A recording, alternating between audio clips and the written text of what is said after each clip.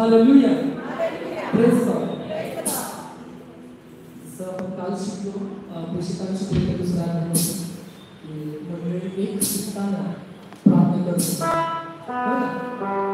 जेव्हा मोशीच्या समोर जो समुद्र होता प्रिय, तो समुद्र पण दुभारला.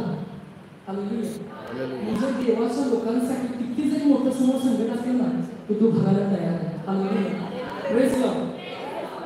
एक चित्त जेव्हा लाईट केली आणि आपण सर्वजण आराधना करत असताना ती मला सिना करला की सर्व इस्रायल लोक येत आहेत आणि एवढं मोठा समुद्र. हालेलुया. आपण त्या समुद्राकडे पण बघितलं, पण देवाची आराधना एक चित्ताने करू. हालेलुया. Praise God. एक चित्त शेवटच्या श्वासापर्यंत ठेवला पाहिजे. हालेलुया.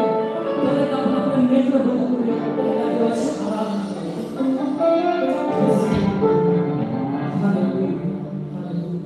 ज्ञानी वेळ त्या परमेश्वराला आपण सर्वजण मुख उघडूया आणि त्या देवाचा धन्यवाद करू.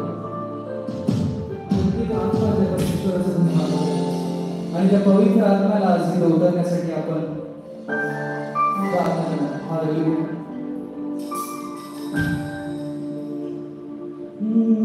गहरे प्यार से